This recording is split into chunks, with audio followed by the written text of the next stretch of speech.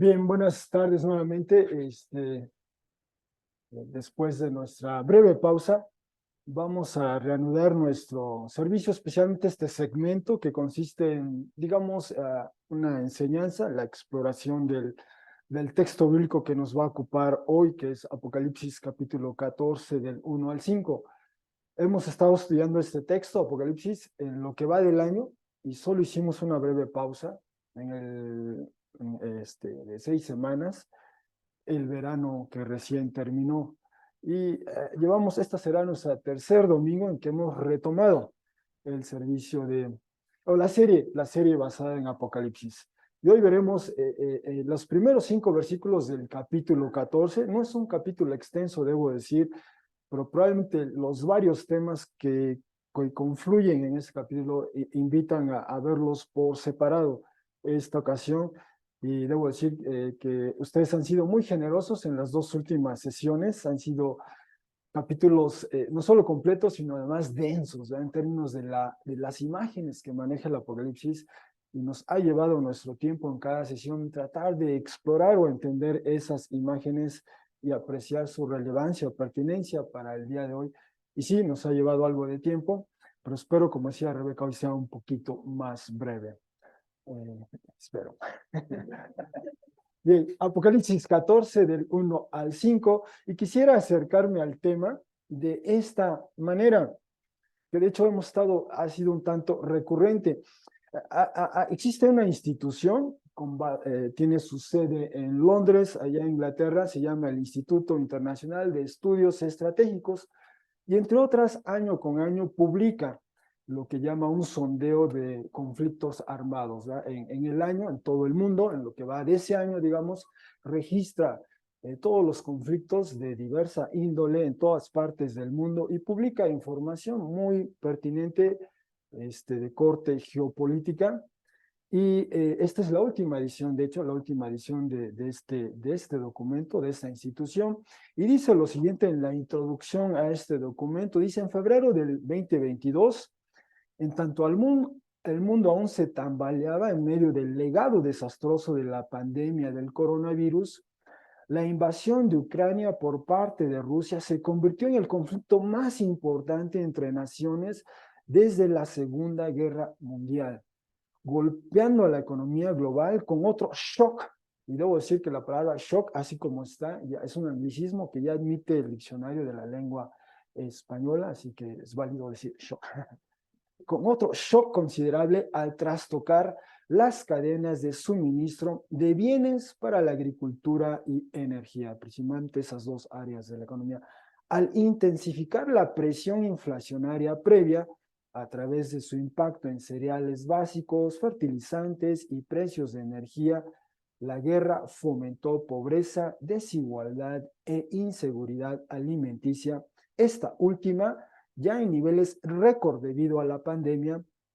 Inevitablemente, estas tendencias exacerbarán o deteriorarán las causas de raíz de conflicto e inestabilidad en países frágiles o vulnerables, especialmente en aquellos que dependen de importaciones de alimentos y energía.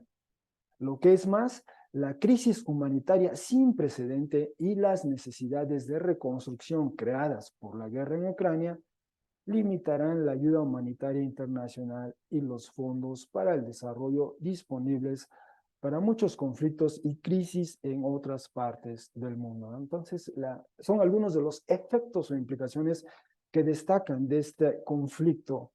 Y hablando del conflicto, este es un mapa que hay una institución, esta se llama el Instituto para el Estudio de la Guerra, con base en Washington, D.C., y recoge esta información casi en tiempo, en línea, y este es un mapa, se alcanza a ver el continente europeo y la región donde se desarrolla a cabo el actual conflicto entre Rusia o Ucrania. Y si hacemos un acercamiento a ese mapa, así se aprecia mejor.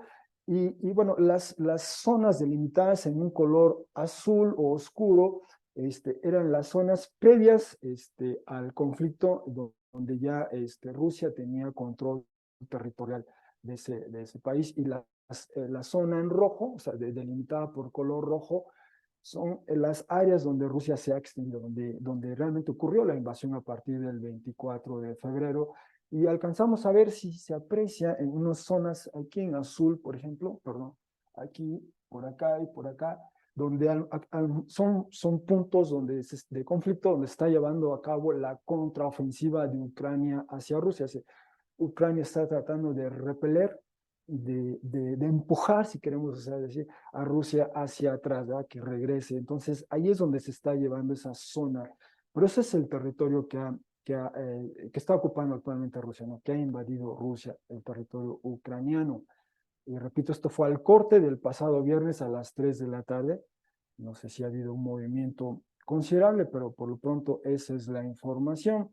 Bueno, teniendo esto en mente, me llamó la atención que el semanario británico The Economist, en su edición del pasado 8 de julio, apenas el mes pasado, publica un artículo, bueno, más bien su artículo de portada y un informe especial lo tituló El futuro de la guerra, el futuro de la guerra. Y de hecho se basa en lecciones de este conflicto que están viendo en Europa, que se puede aprender ya de cómo se prevé serán las guerras en el porvenir. Espero en Dios que no haya más guerras, pero así lo plantean. Y es interesante la portada. Vemos un pelotón, digamos, soldados quizá regresando de la batalla. ¿Y quiénes los están relevando? Unos drones, ¿ya? ¿Para quién entra al relevo? Los drones, los drones. Y en parte eso es algo que está comentando este ensayo con el que presentan este análisis. Y dice lo siguiente: la guerra en Ucrania es la más grande en Europa desde 1945. Ella influirá en el entendimiento del combate en décadas por venir. Ella ha hecho añicos cualquier ilusión de que el conflicto moderno podría limitarse a campañas de contrainsurgencia o evolucionar hacia luchas con pocas pérdidas humanas en el ciberespacio. Más bien, la guerra, apunta a una nueva clase de guerra de alta intensidad que combina tecnología de punta con muertes a una escala industrial y consumo de municiones e incluso la participación de civiles, aliados y empresas privadas. Puede estar seguro de que regímenes autocráticos están estudiando cómo obtener una ventaja de cualquier conflicto. En vez de rehuir de la muerte y destrucción, sociedades liberales deben reconocer que las guerras entre países con economías avanzadas son una posibilidad muy real y deben comenzar a prepararse para ello. Así que si es la vuelta de este tema, ¿verdad? En el siglo XXI. Los campos de la muerte de Ucrania proporcionan tres grandes lecciones, dice este ensayo. La primera es que el campo de batalla se ha vuelto del todo transparente.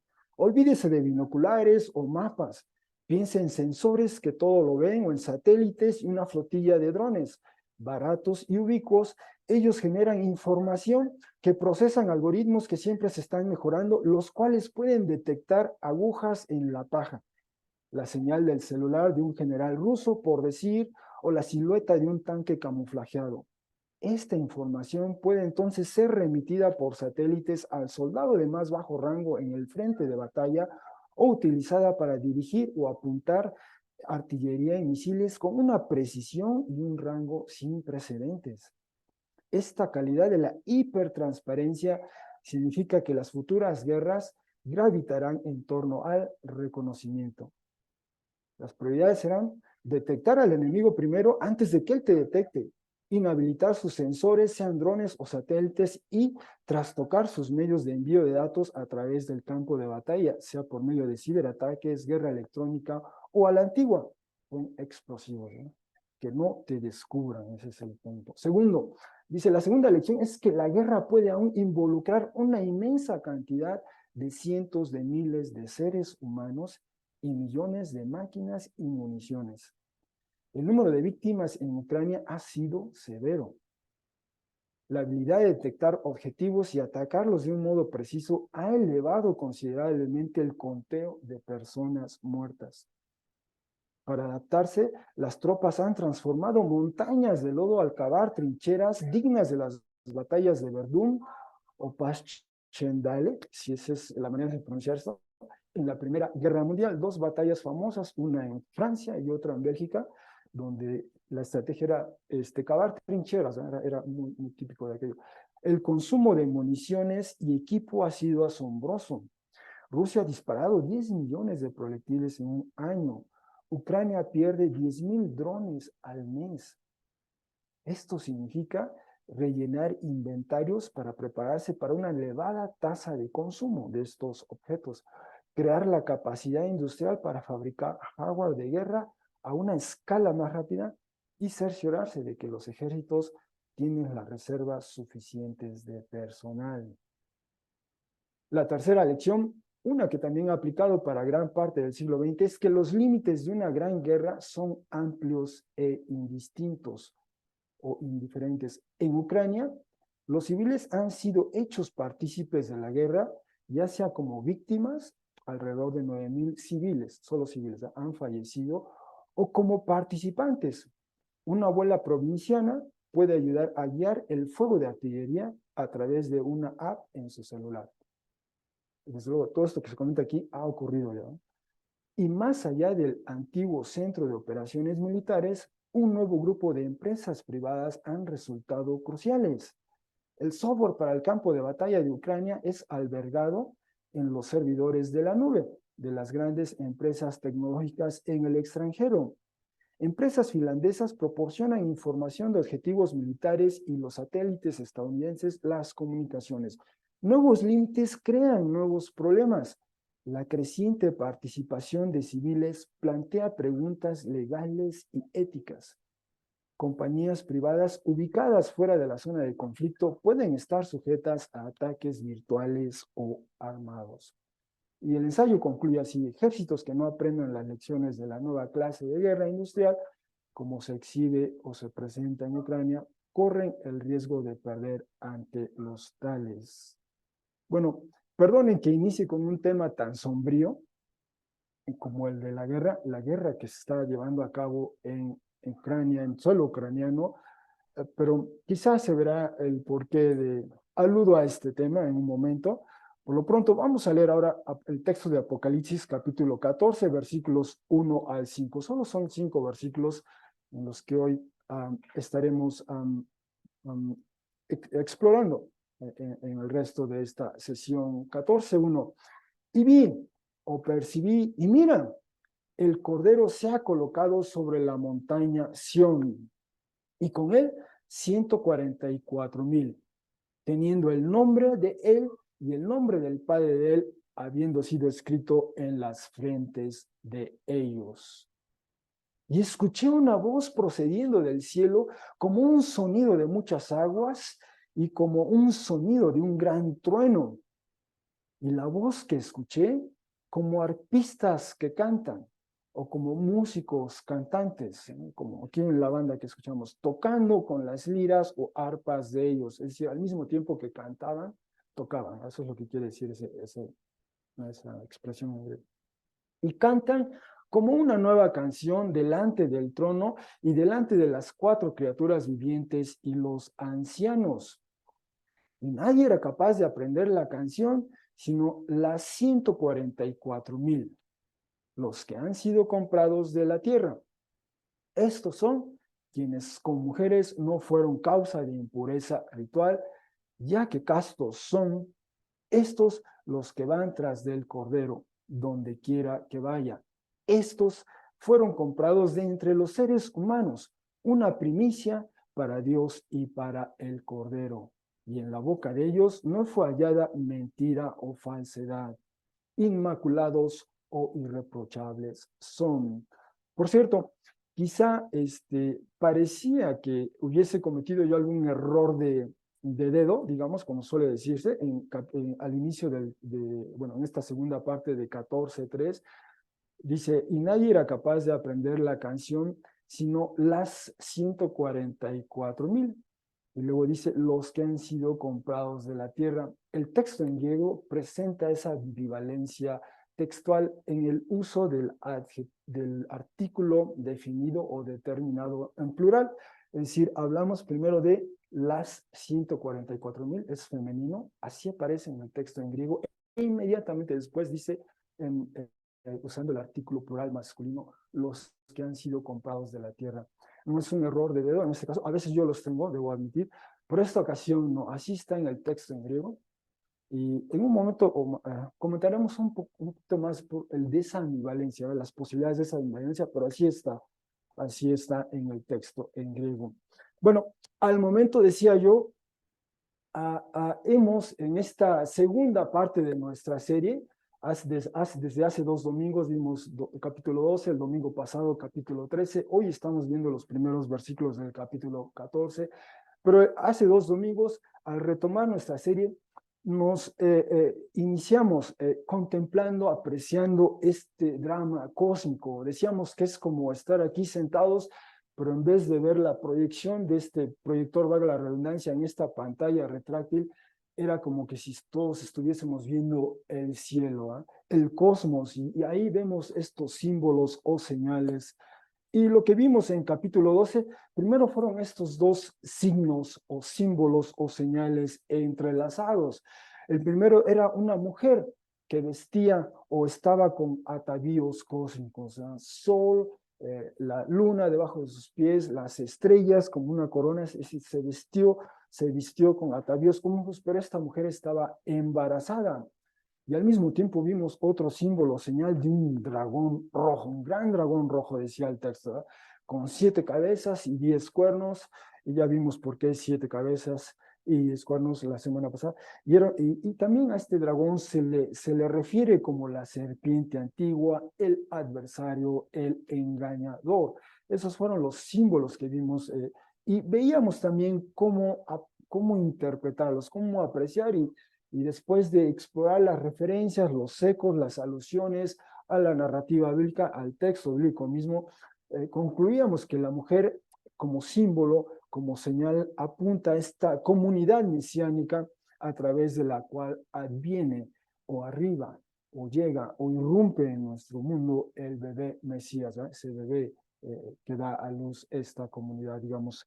Esa fue una conclusión. La otra, decíamos que este dragón posiblemente, después de explorar a detalle las varias referencias, posiblemente apuntaba a este ángel que precisamente por ir en contra del creador se transforma, se metamorfosea, como ocurre en la literatura apocalíptica, por lo menos en Daniel se adquiere rasgos animalescos, entonces se transforma en dragón al conspirar para frustrar el adviento del bebé Mesías. Esto es algo que vimos hace 2 domingos con suficiente detalle y también veíamos esa correlación de poder que presenta Apocalipsis o este drama cósmico.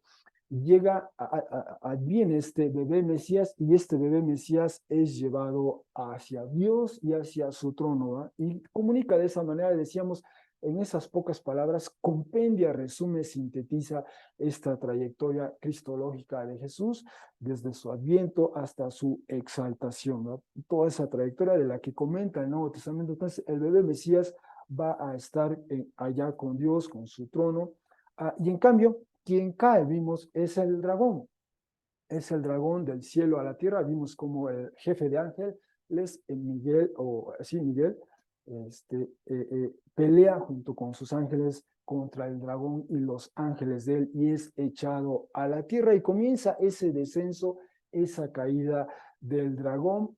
Y de hecho alcanzamos a leer capítulo 20 y veíamos que esa caída continúa y su fin último, bueno, no dice aquí mismo, pero es el lago de sufrir a fuego. En su momento lo veremos con más detalle. Entonces vemos esta correlación, la exaltación del bebé Mesías y la caída del dragón, esta entidad que de alguna manera conspira contra el adviento del bebé, pero es frustrado su complot, no se lleva a cabo y entonces es aprendido. Y veíamos también en capítulo 12, hace 2 domingos, cómo el capítulo 12 junto con 20 tienen este arco narrativo que nos habla de que este dragón viene un ángel y lo aprende o lo arresta, diríamos hoy, lo ata y lo echa a una prisión abismo. Y ahí está por un cierto tiempo, en el Apocalipsis eso es 1000 años, y después veremos con más detalle, y después sale por un tiempo, pero vuelve a ser echado ya definitivamente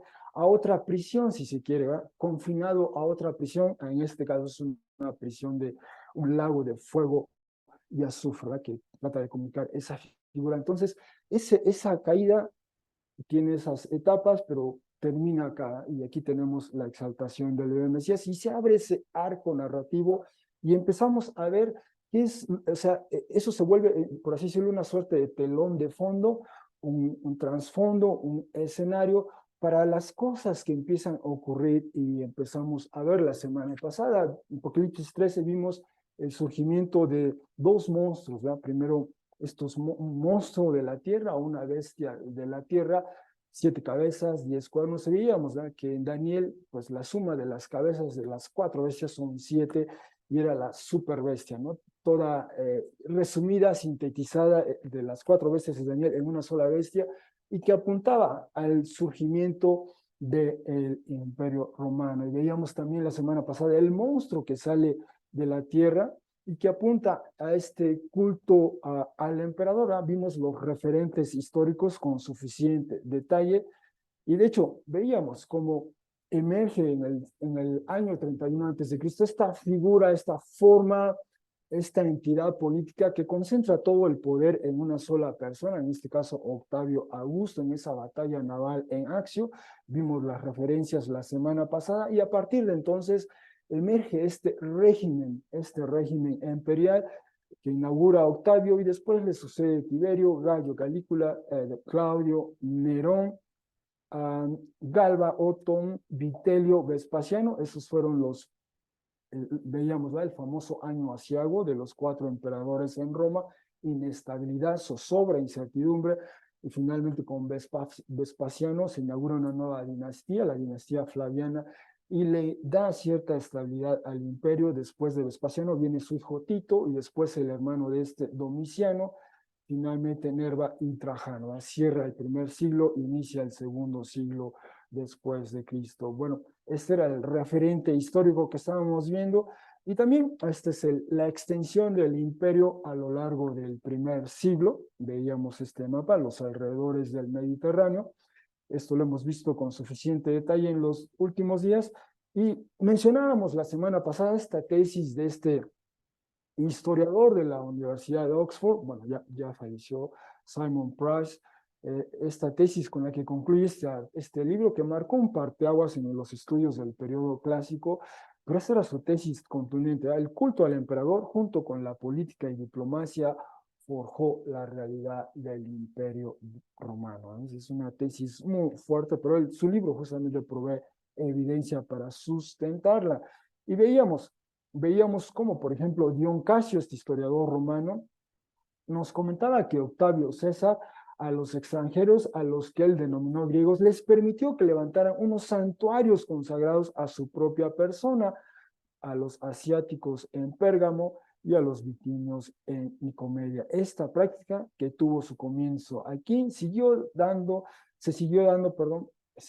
dando bajo otros emperadores, y no solo entre los pueblos griegos, sino también entre todos los otros que deben obediencia a Roma.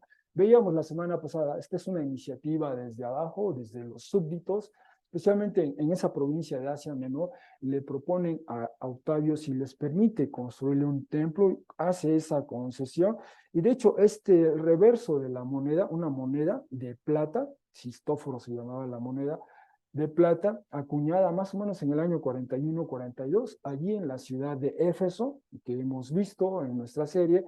En ese reverso de esta moneda se muestra el templo de Roma y Augusto en Pérgamo, justamente lo que decía Dion Casio, ¿no? Ahí vemos digamos, el bosquejo de este templo, y en su en su trave y arco, tiene esta inscripción en latín: dice Rom et Auc, ¿no? Que es una abreviación que quiere decir Roma y Augusto, el emperador, ¿no? Y flanqueada por las palabras comune Asia, que era digamos, el liderazgo de esa zona de Asia Menor, que se acerca y le pide a Octavio si les permite construir un templo a él y a Roma. Octavio hace esa concesión, y entonces ellos auspician o patrocinan el desarrollo de esto. Y en la imagen nos dice esta descripción que dentro del templo se ve a una, presumiblemente es una mujer, quizá una diosa, sosteniendo una cornucopia en su mano quizá derecha.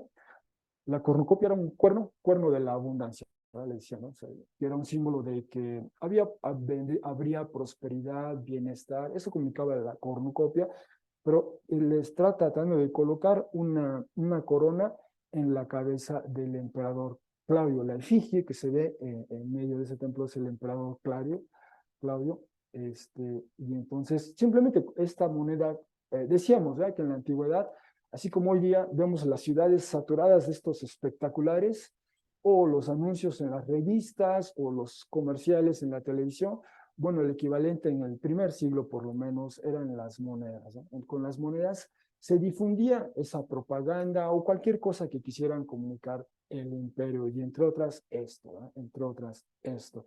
Así que ahí está esa evidencia, digamos, del culto al emperador. Bueno, habiendo hecho este recuento express de lo que hemos visto en los últimos 2 domingos para ubicarnos, y para poder apreciar mejor el texto, ahora sí vamos a recorrerlo juntos, este texto del Cordero y 144,000. Y lo primero que veremos es esto, el Cordero en la montaña Sión. Acabamos de leer 14:1 y mira, el Cordero se ha colocado sobre la montaña Sión, y con él 144,000, teniendo el nombre de él y el nombre del Padre de él, habiendo sido escrito en las frentes de ellos. Bueno, esta frase, 144,000, en su momento ya la habíamos visto, capítulo 7:4, ¿eh? Y en un momento lo veremos con más extensión. Por lo pronto solo me voy a concentrar en esta frase del Cordero se ha colocado sobre la montaña Sión. También decir que justamente en capítulo 7 vimos esa referencia que iban a ser sellados 144,000, entre otras cosas, pero en un momento volvemos a ese punto. Déjenme explorar por qué Monte Sión, ¿no? ¿Por qué de buenas a primeras? Estamos viendo capítulo 2, este drama cósmico, el dragón, la mujer, el bebé, después estos monstruos que salen y repentinamente asoma este cordero que se coloca en la montaña Sión. ¿Cómo entender estas imágenes? Bueno, lo primero, Sión en realidad el vocablo Sión, el topónimo Sión, eh, es una transliteración del vocablo hebreo sillón como tal, sillón, así en hebreo, y leímos el Salmo 48 al iniciar nuestro servicio, y ahí se habla del monte o la montaña Sión, en hebreo es sillón como tal. ¿Y qué significa este término? Bueno, hay todavía un debate. ¿Qué quiere decir sillón como tal? Puede ser castillo o quizá alusión a una montaña escarpada, con cresta, rocosa, digamos. Esa es una posibilidad. Otra es un lugar estéril, otra una simple colina. Hay todo un debate, todavía no se precisa qué querrá decir o cuál es el significado etimológico, pero el término sillón en hebreo ocurre 154 ocasiones. Leímos ya el Salmo 48, ahí figura por lo menos 2 o 3 veces, y en un momento veremos otras referencias.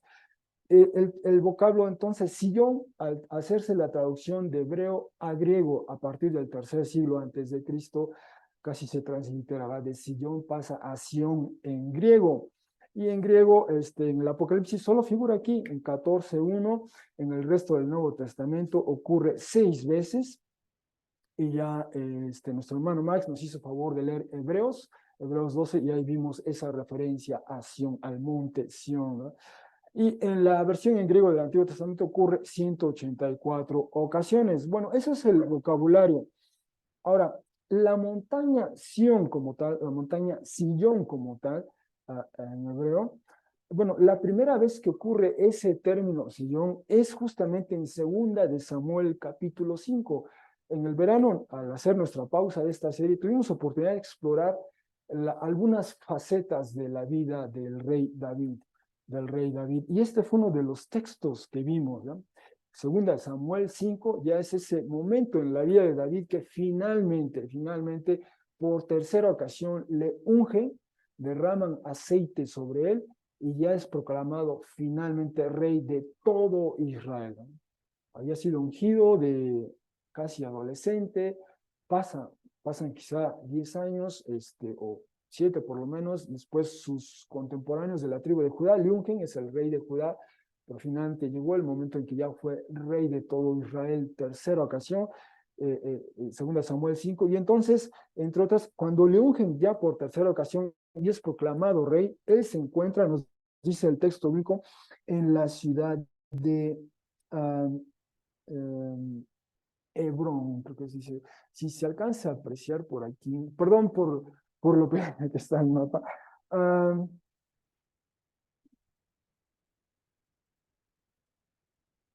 Ajá.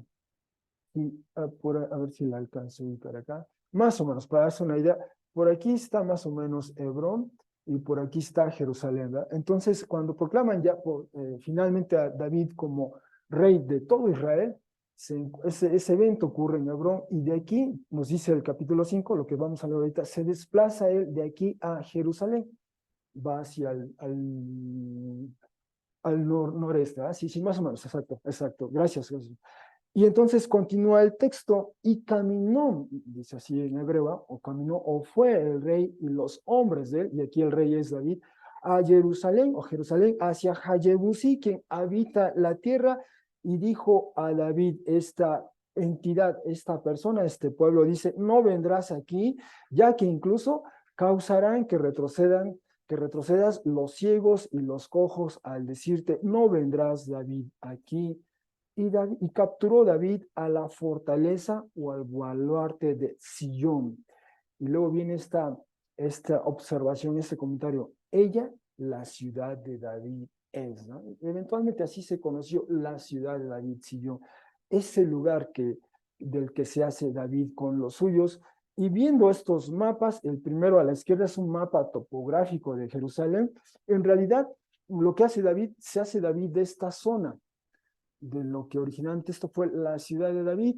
Pasa el tiempo y después esta ciudad de Jerusalén se va extendiendo y de hecho se aprecia aquí mejor. Perdón para quienes nos están siguiendo en Zoom, pero solo estoy siguiendo la línea en azul, es la ciudad de David.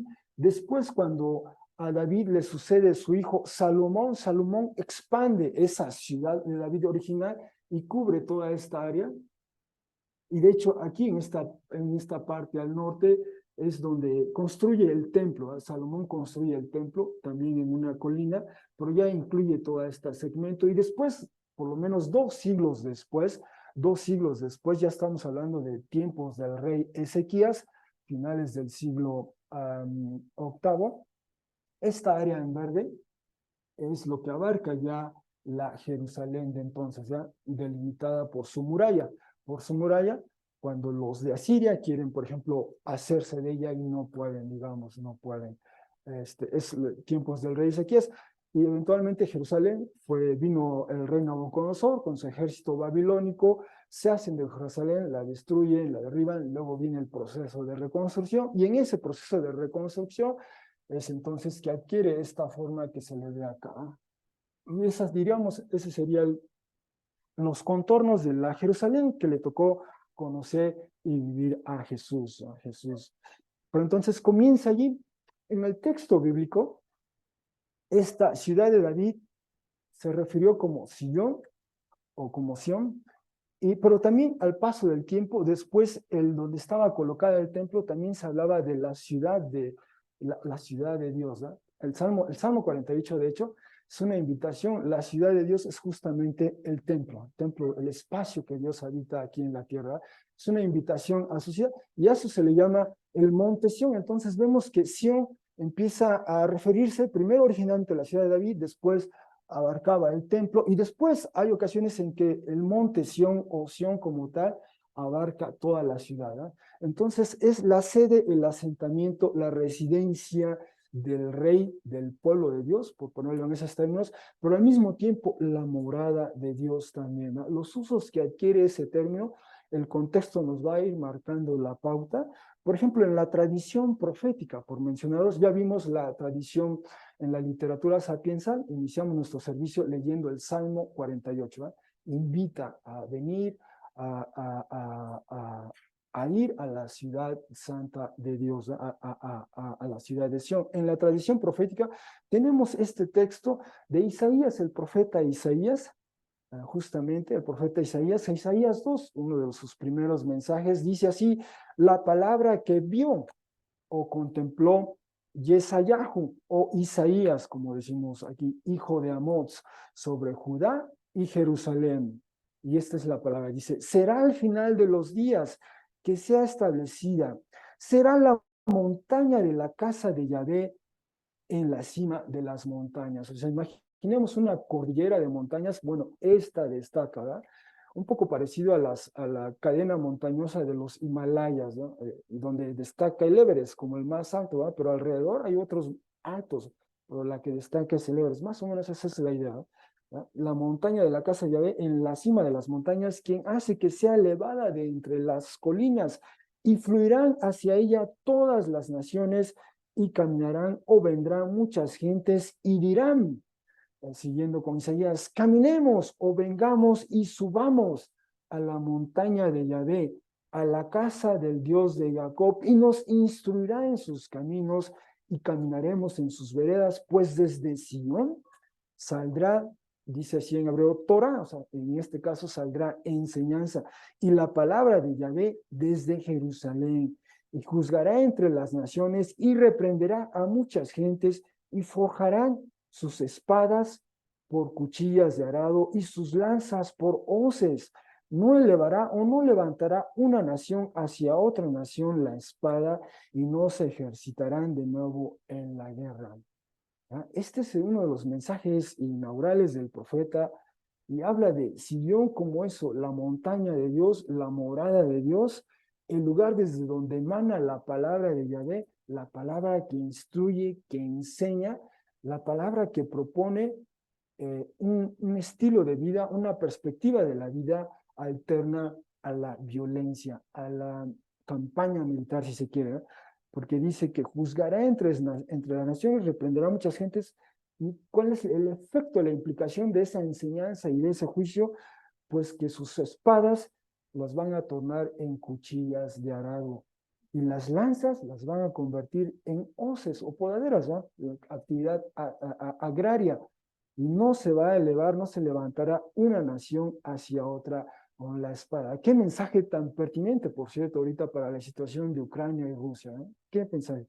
Y no se ejercitarán de nuevo en la guerra. Entonces, esa montaña de Sion, el lugar donde mora Dios, donde emana esta palabra de enseñanza, donde emana también juicio a las naciones, pero la idea es promover un estilo de vida donde hay shalom, entre otras cosas, donde hay paz, ¿eh? No hay actividad violenta, no hay acción militar. En este caso es lo que está comunicando esta palabra profética. O bien, si me permiten citar brevemente el texto de Joel capítulo 4, versículos 16 o 17, o como los conocemos en nuestras traducciones, capítulo 3, versículos 16 y 17, dice este texto, esta porción: y Yahvé desde Sion ruge, ruge como un león, uno diría, y desde Jerusalén da su voz, y se sacuden los cielos y la tierra, y Yahvé un refugio para su pueblo es. Una montaña fortaleza para los hijos de Israel, y sabrán que yo, Yahvé, el Dios de ellos, habito en Sion, mi montaña santa, y será Jerusalén santa, y extraños o extranjeros no pasarán en ella de nuevo. Entonces, la montaña santa, la montaña de Dios, Sion, la montaña de Sion, comunica estas ideas, comunica esa presencia de Yahvé Dios, comunica también un lugar de donde emana enseñanza, de donde emana juicio, es juicio a las naciones, pero también de donde surge esta iniciativa de ofrecer una alternativa a una vida dominada, marcada por la violencia, por la acción militar, por la agresión militar incluso. ¿Sí? Incluso este es un refugio, dice, para su pueblo. Bueno, son varias de las ideas que comunica este término, la montaña de Sion, en literatura profética solamente, ¿no? Vimos el Salmo 148, y con eso en mente, quisiera ahora sí ir, ya habiendo visto qué ideas comunica este símbolo de la montaña de Sion, ahora ver este vínculo entre el Mesías o el ungido de Yahvé y la montaña de Sión. Y para ello, brevemente voy a leer rápidamente el Salmo 2, porque de hecho Apocalipsis 14, uno está haciendo un eco, está citando el Salmo 2:6 prácticamente. Dice el Salmo 2, ¿por qué están inquietas las naciones y pueblos traman futilidad? Se colocan por sí mismos los reyes de la tierra y quienes gobiernan, se establecen ellos mismos conjuntamente contra Yahvé y contra su ungido o contra su Mesías. Y esto es lo que dicen entre ellos: hagamos añicos sus grilletes y desechemos de nosotros sus lazos. Quien se sienta en los cielos se ríe, mi Señor los ridiculiza. Entonces habla a ellos en su ira y en el ardor de su ira los inquieta o los aterra. No obstante, este es el texto, ¿eh? No obstante, así dice en hebreo, no obstante, yo he derramado mi rey sobre Sillón, mi montaña rusa.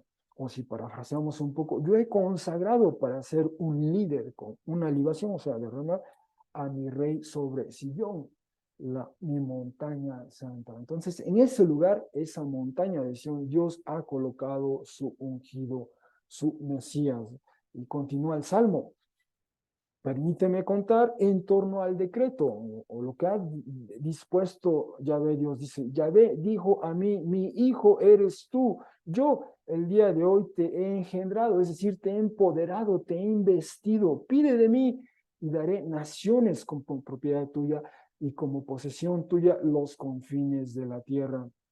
Las harás añicos con un cetro de hierro, como un recipiente de alfarero las harás pedazos. Y concluye así: ahora reyes, procuren ser prudentes, sean disciplinados por sí mismos quienes juzgan la tierra, sirvan a Yahvé con temor y regocíjense con estremecimiento, besen al Hijo, es decir, al ungido en este caso, no vaya a ser que se enoje y se extravíen y se pierdan el camino, pues arderá tanto como con poco su ira o enfado. Feliz o bendito todos quienes buscan refugio en él, refugio en Sion.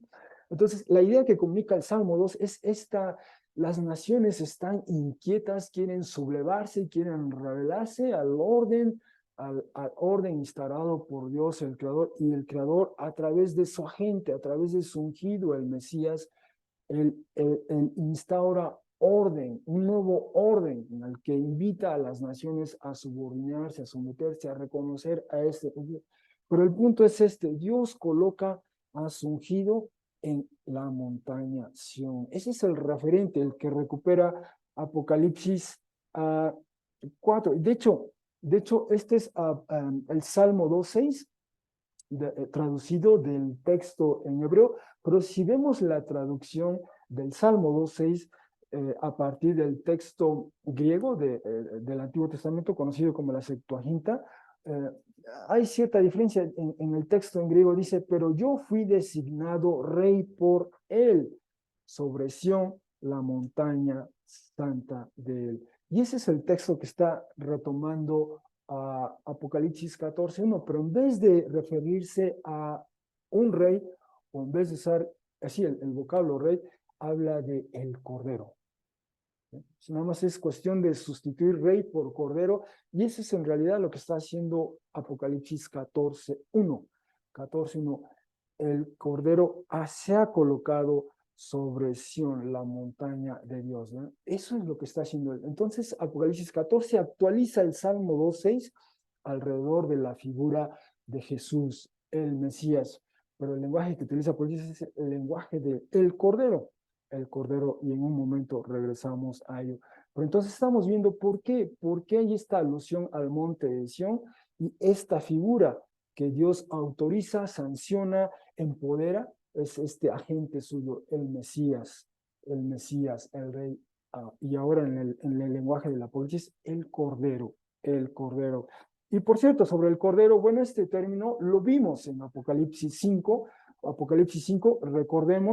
recordemos esta escena esta visión del vidente dice, uno de los ancianos dijo a mí, no llores, mira, fue victorioso el león el que procede de la tribu o de la familia de Judá, la raíz de David, para abrir el rollo de papiro y los 7 sellos. Y ahí hubo alusiones a Génesis 49, a Isaías 11, que en su tiempo, en su momento vimos con suficiente extensión en el capítulo 5, pero continúa. Y vi en medio del trono y de las 4 criaturas vivientes y en medio de los ancianos un cordero, quien se ha erguido como quien ha sido ejecutado o matado de un modo violento, teniendo 7 cuernos y 7 ojos. Ellos son los 7 espíritus de Dios, habiendo sido enviados a toda la tierra. Y fue y ha tomado el rollo de papiro desde la diestra de quien se sienta en el trono. Y es la primera vez que en Apocalipsis aparece este término, este vocablo, esta figura, que en principio se describe como el león o la raíz de David, pero lo que escucha eso Juan, pero lo que realmente ve es un cordero que ha sido matado de un modo, como quien ha sido ejecutado o matado de un modo violento. Y en aquella ocasión veíamos por qué el término del cordero, y solo para, esto es un repaso meramente de lo que vimos en capítulo 5, tiempo atrás, una posibilidad era el cordero pascual, el cordero que se sacrifica previo a que el pueblo de Israel salga de Egipto, y todo lo que comunica esa idea de poner la sangre del cordero en los marcos de las puertas para que el ángel del Señor no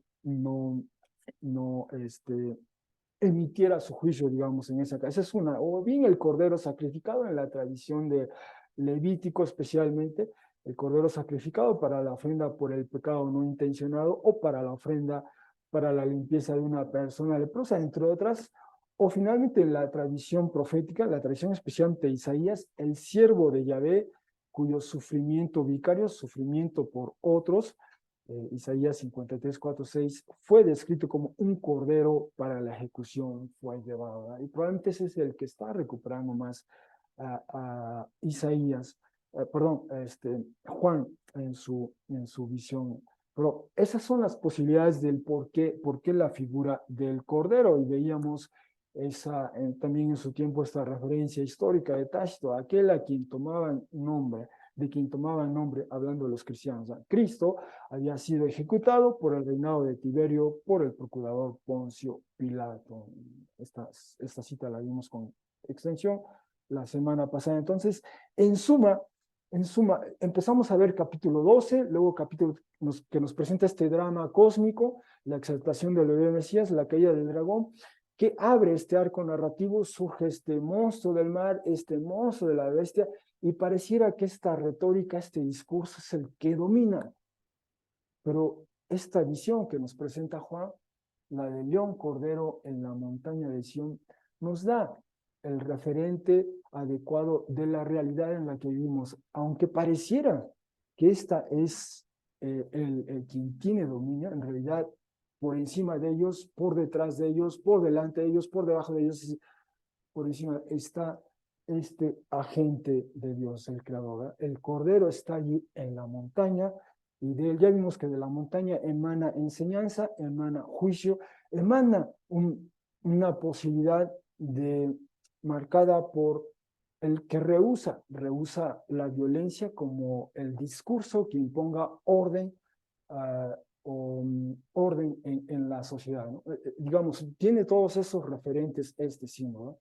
Pero entonces, esto no es todo, es lo que nos está diciendo la visión de Juan. De repente nos podemos sentir abrumados, arrollados, exhaustos, agotados, preocupados, agobiados quizá por esta realidad de este modo de autoridad, este modo de liturgia, pero Apocalipsis 14 nos abre ese espacio, ese paréntesis, nos recuerda que en realidad es el león cordero en quien Dios, ese es el agente de Dios para restaurar, para enseñar, para reconstruir su creación. Eso es algo extraordinario, esta pausa que introduce, digamos.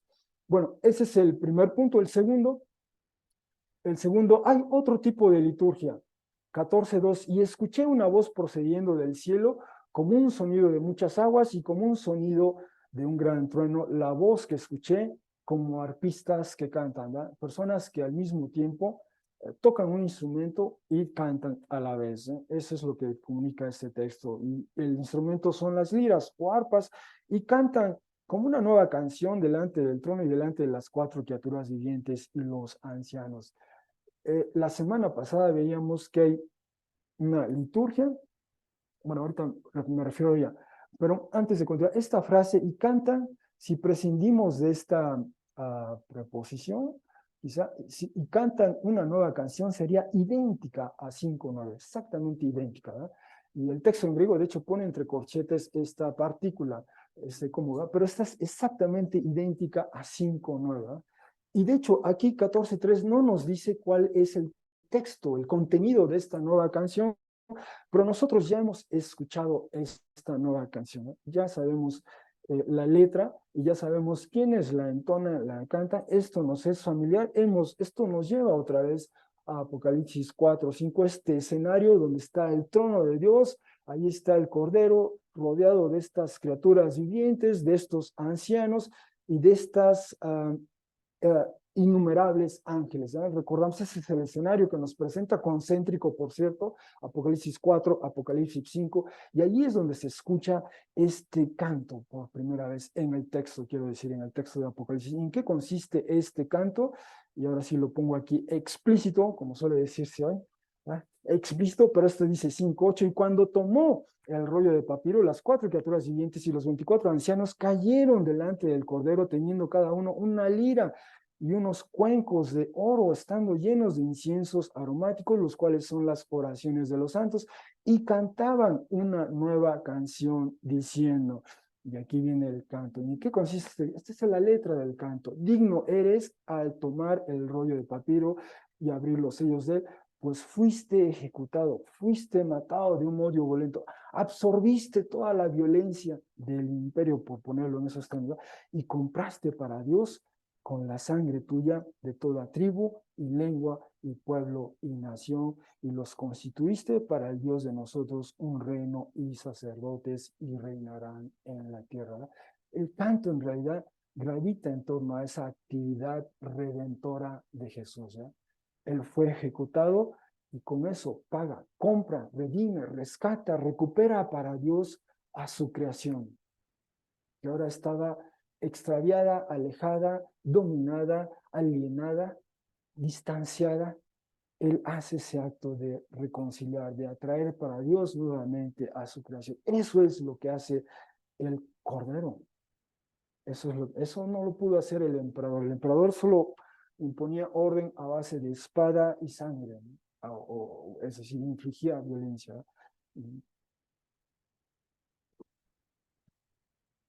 Y quizá recuerden, en esa sesión de Apocalipsis 5 vimos cómo este canto nuevo, además de invitar, probablemente conocemos algunas canciones que le han puesto música a esta letra, música, y han tratado de recrear ese canto cósmico, digamos, pero también eso se ha proyectado al arte. Y quizá recuerden Apocalipsis 5, en esa sesión, aquel domingo, vimos este retablo, está en una catedral, en un lugar de Bélgica, Ghent.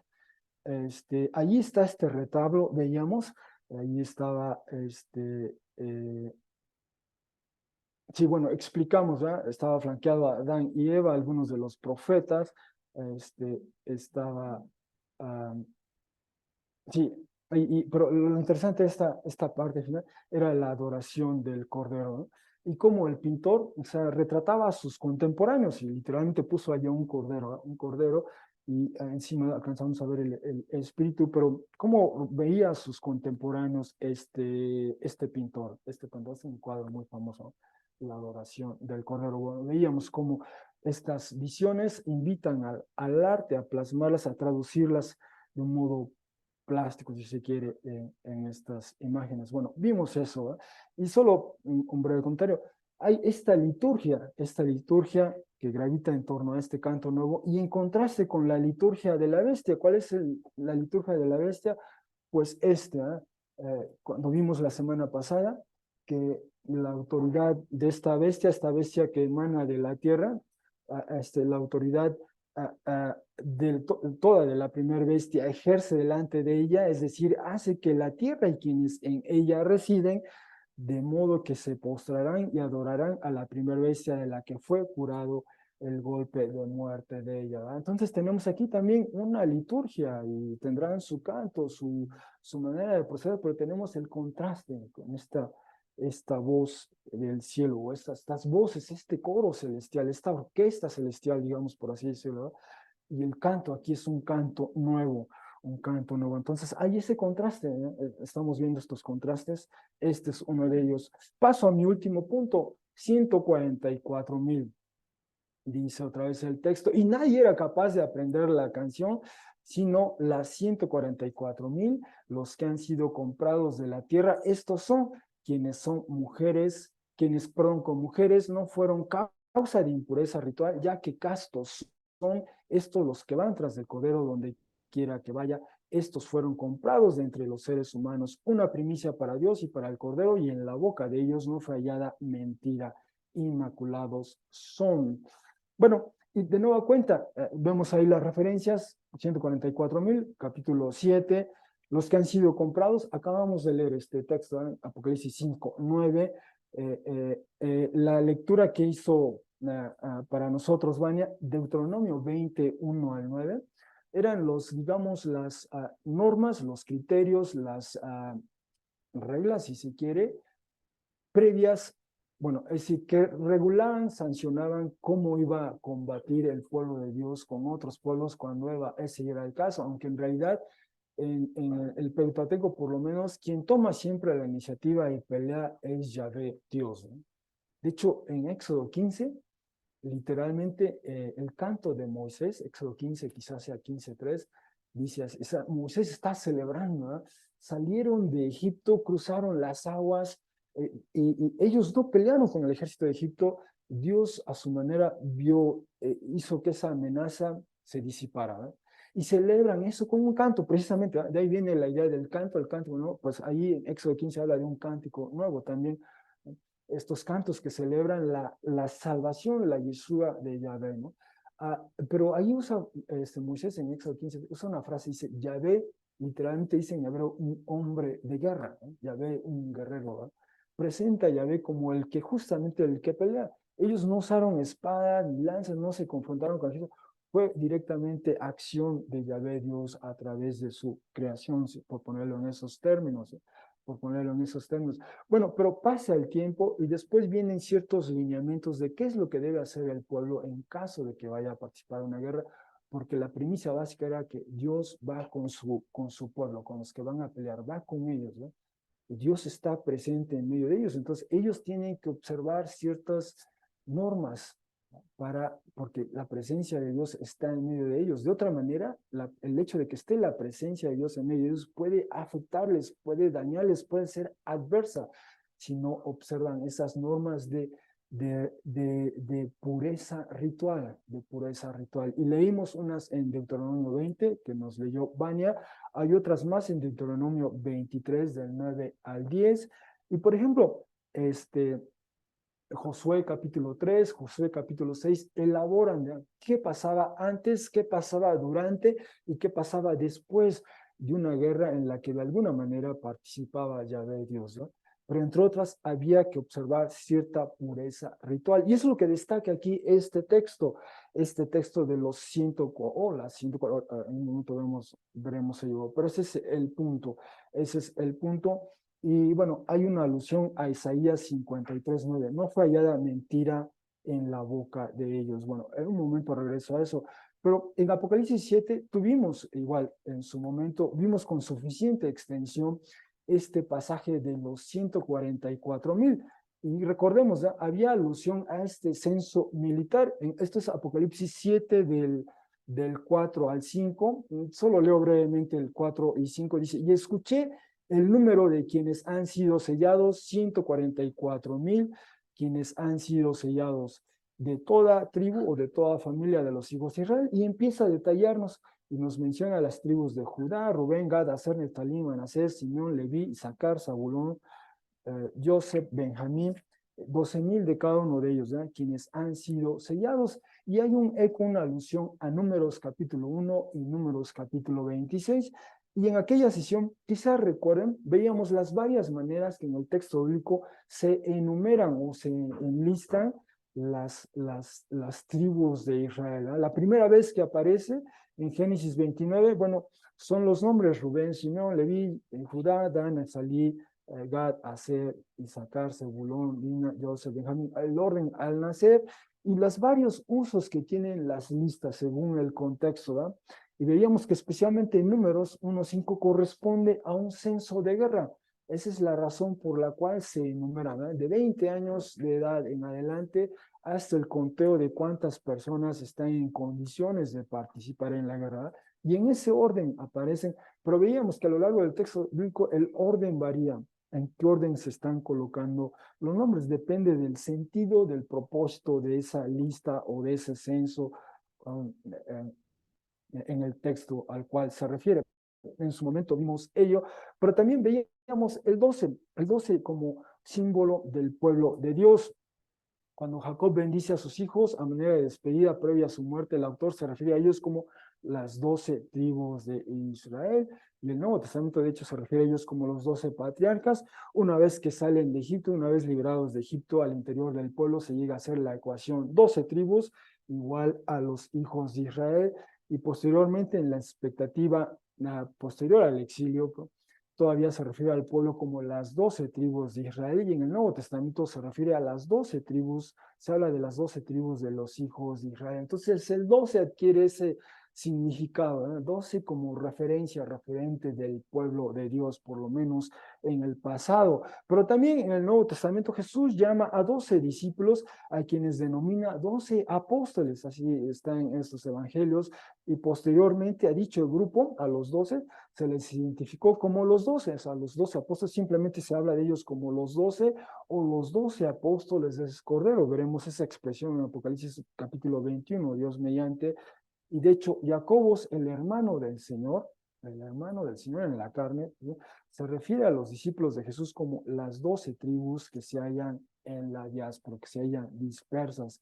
Así que tenemos 12 para referirnos al pueblo de Dios en el pasado, 12 para referirnos al pueblo de Dios en el presente. Pero además veíamos también en ese capítulo 7, y algo que vimos también la semana pasada, este texto del cuarto libro de Esdras, cómo actualiza el texto de Daniel y habla de esta figura mesiánica, el león que enfrenta al águila, alusión al imperio romano, y decíamos que este león es el ungido del Altísimo, que el Altísimo reservó para el fin de los días, quien surgirá de la posteridad de David. Este león tenía expectativas mesiánicas en torno a la figura del león, el león, pero eran figuras un tanto nacionalistas y quizás hasta militaristas, si se quiere, se confronta con el águila, había esas expectativas.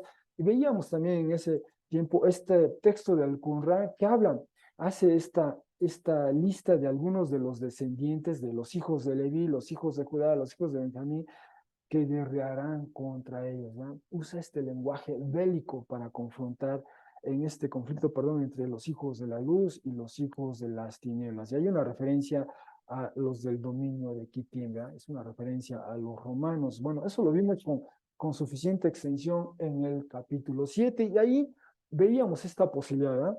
12 por 12 por 1000, ¿eh? 12 el pueblo del Antiguo Testamento, el símbolo del pueblo del Antiguo Testamento, del pueblo de Dios en el Antiguo Testamento. 12 el símbolo del pueblo de Dios en el Nuevo Testamento. Y si eso lo multiplicamos por 1000, como estaremos viendo el número 1000 que asomará en Apocalipsis, siempre denota esta plenitud, esta vastedad.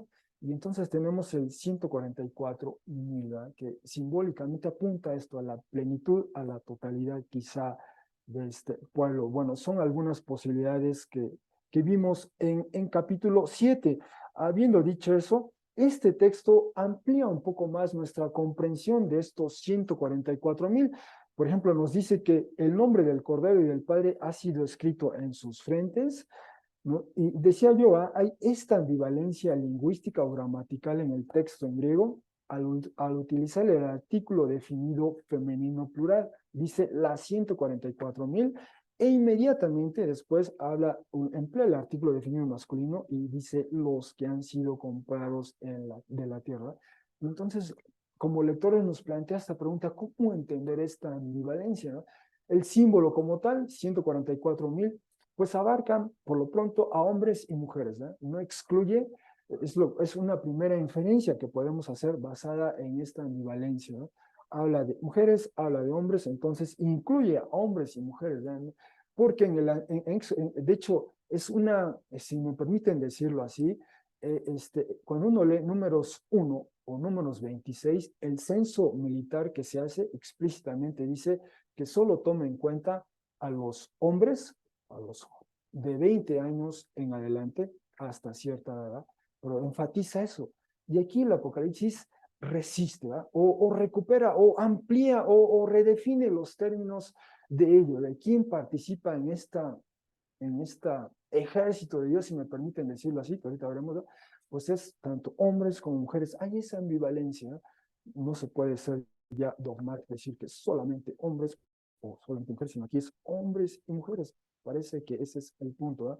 El punto. Y decía yo, la alusión al censo militar de números 1 que hace Apocalipsis 7, del 4 a 8, se ve reforzada por la alusión a la práctica ritual previa a la guerra en el Antiguo Testamento de observar castidad.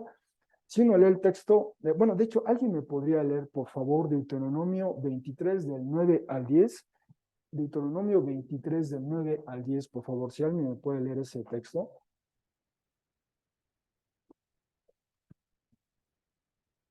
Veremos ahí una de las requerimientos, ¿eh? Para participar en la guerra había que observar este ritual. Si alguien lo tiene, por favor, y nos hace, por favor, Benja, gracias, gracias. Deuteronomio 23 del 9 al 10, sí. Dice, Sí. Contra tus enemigos, asegúrate de mantenerte lejos de toda impureza. Cualquier hombre que se quede ceremonialmente impuro debido a una emisión nocturna deberá alejarse del campamento y deberá seguir el resto del día.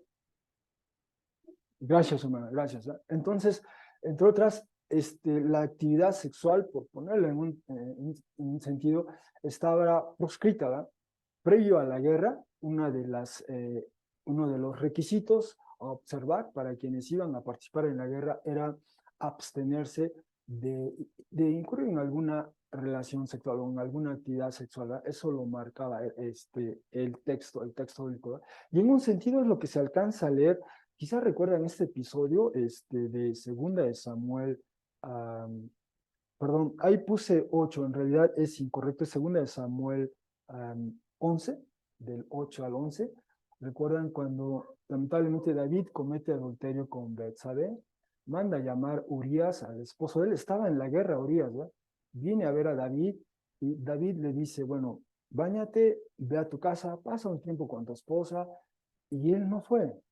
Y le pregunta a David, ¿por qué no fuiste? Y le dice, porque Joab, los generales, mis colegas, mis compañeros de campaña están allá en la guerra, ¿y cómo puedo yo ir?